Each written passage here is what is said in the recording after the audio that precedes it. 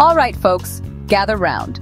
Today we're diving into a topic that's making headlines across Europe and beyond: migration, and more specifically, what the European Union is planning to do about it.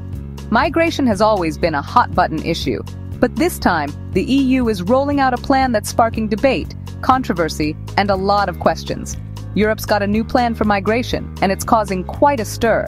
Politicians are arguing, activists are protesting, and ordinary people are left wondering what it all means for their communities and for the migrants themselves.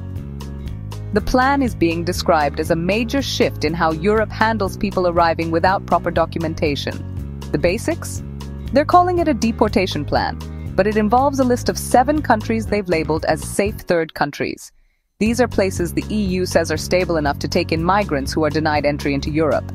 The idea is that if someone arrives in the EU without the right paperwork, and they've passed through or have ties to one of these countries, they can be sent there instead of staying in Europe. So, who made the list? The 7 countries are Bangladesh, Colombia, Egypt, India, Kosovo, Morocco, and Tunisia. Each of these places has its own unique challenges and histories with migration, and not all of them are thrilled about being labeled as safe by the EU. Now, the EU wants to send undocumented migrants to these countries. And by send, I mean deport. This means that people who arrive in Europe seeking a better life, but who don't qualify for asylum, could find themselves on a plane or bus headed to a country they may have never even visited before. The idea is that these countries will then take responsibility for these individuals, processing asylum claims and such. In theory, this should help the EU manage its borders and reduce the number of people living in limbo, waiting for decisions that can take months or even years. Of course, there's a financial incentive involved. The EU plans to pay these countries to accept people who aren't their citizens. This money is supposed to help cover the costs of housing, processing, and integrating, or sometimes just detaining these migrants. Sounds simple enough, right? Well, as with most things in international politics, the devil is in the details. Critics worry about human rights, the safety of migrants, and whether these countries are truly prepared or even willing to take on this responsibility. The debate is just getting started, and the world is watching to see what happens next. Before we get into the nitty-gritty, let's remember why people migrate in the first place. It's not like folks wake up one day and think, you know what?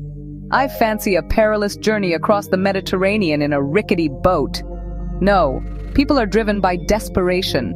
We're talking about poverty so severe it's hard to imagine. We're talking about wars that tear apart families and countries. We're talking about the very real and terrifying effects of climate change, like droughts and floods that make it impossible to survive in their homelands. These are the push factors, the reasons people risk everything for a chance at a better life. Now back to the safe third country business.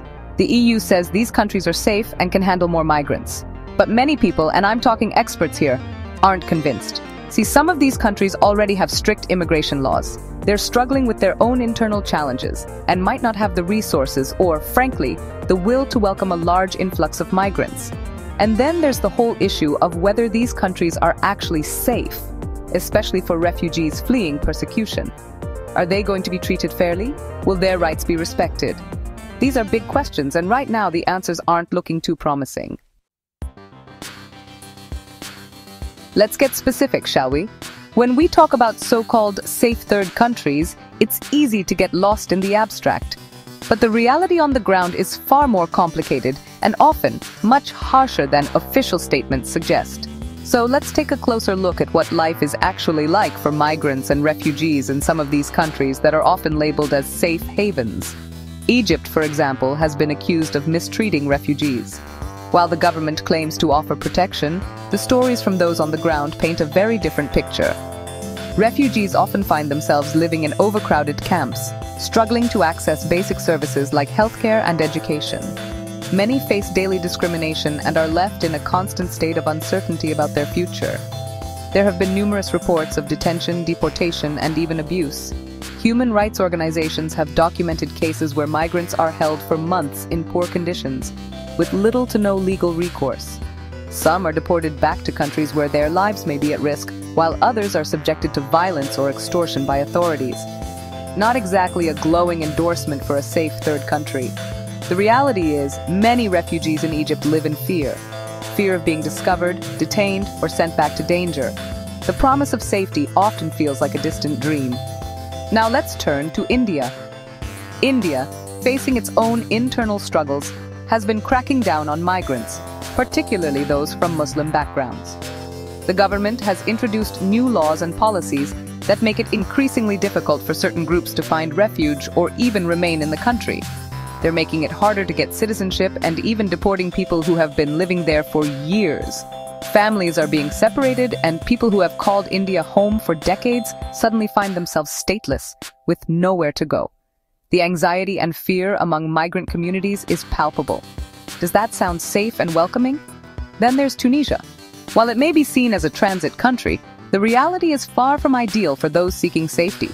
Migrants often end up in limbo, unable to move forward or return home, and facing hostility from both authorities and local communities. They've been shutting down organizations that support migrants, making it even harder for people to get help when they arrive. Without access to legal aid, shelter, or even food, many are left to fend for themselves in a country that offers little support. And Colombia?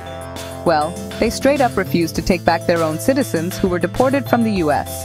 This leaves deportees stranded, with no clear path forward and no support system to help them reintegrate. The situation is chaotic and often traumatic for those involved. So forgive us if we're a little skeptical about this whole safe third country designation. When you look beyond the headlines and official statements, the reality is that many so-called safe countries are anything but. For the people caught in the middle, the promise of safety is often just that, a promise, not a guarantee. Now, I know what you're thinking. What does all of this mean for Africa? Well, there's a real worry that African countries could become Europe's dumping ground for unwanted migrants. Instead of addressing the root causes of migration like poverty, conflict, and climate change, it seems like Europe is trying to outsource its responsibility. And here's the thing, shouldn't African countries have a say in this? It's one thing to partner with other nations to find solutions, but it's another thing entirely to have policies dictated by countries thousands of miles away. It's about respect, you know? Africa deserves a seat at the table, not just a plate on the table. Let's not forget about the human cost of all of this. Behind every statistic and policy debate, there are real lives at stake and families facing uncertainty. These are real people we're talking about, each with their own story, their own hopes, and their own dreams for a better future, just like anyone else. What happens to their human rights when they're shipped off to another country, potentially without proper screening, support, or even a clear path forward? And what about the development needs of these so-called safe third countries, which are already facing their own challenges? Will the money the EU is offering actually benefit the people on the ground, or will it get lost along the way? Or will it just line the pockets of corrupt officials, leaving those most in need with nothing? These are serious concerns that need to be addressed openly and honestly before any real solutions can be found. So is this EU plan a real solution to the complex issue of migration? Or is it just a way of avoiding the real problems? On the surface, it might look like a step forward, an attempt to bring order and cooperation to a situation that has challenged Europe for years. But when you dig deeper, you have to wonder, is this really about finding answers, or is it just about shifting responsibility elsewhere? The migration crisis is not new, and it's not going away anytime soon. Every year, thousands of people risk everything for a chance at a better life. And the decisions made in Brussels have real consequences for them. Is it fair to ask other countries to shoulder a burden that Europe itself is struggling to handle? When we see images of overcrowded camps in Greece or Italy, or hear stories of families waiting for months in limbo, it's clear that the system is already stretched to its limits. By outsourcing responsibility, is the EU really solving the problem, or just moving it out of sight? And what about the countries being asked to take on more? Are they equipped to provide the support and protection these migrants need? Or are we simply passing the buck and hoping for the best? And what will be the long-term consequences of this plan, both for the migrants themselves and for the countries involved? Will it lead to better integration and opportunities, or will it create new tensions and divisions within communities? The choices made today will shape the future of Europe for generations.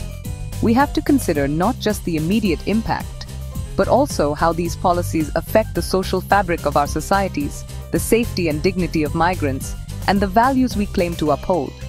These are the questions we need to be asking. It's not enough to focus on numbers or statistics. Behind every policy decision are real people, families, children, individuals with hopes and dreams. We need to hold our leaders accountable and demand transparency about what these plans actually mean in practice. It's easy to turn a blind eye to the suffering of others, especially when it feels far away or disconnected from our daily lives. But the reality is, migration is a human story that touches us all, whether we realize it or not. The images we see on the news are just a glimpse of the challenges faced by millions. Ignoring these issues doesn't make them disappear, it just makes us complicit in the injustice. But we have a moral obligation to speak up, to demand better, and to work towards a world where everyone has the chance to live a dignified and fulfilling life. That means supporting policies that are fair, humane, and sustainable, not just convenient. It means recognizing our shared humanity and refusing to accept solutions that simply push the problem onto someone else. Real change starts with empathy and with the courage to do what's right, even when it's difficult. That's what I'm talking about. If we want a better future, we have to be willing to ask the hard questions, challenge easy answers, and stand together for justice and compassion.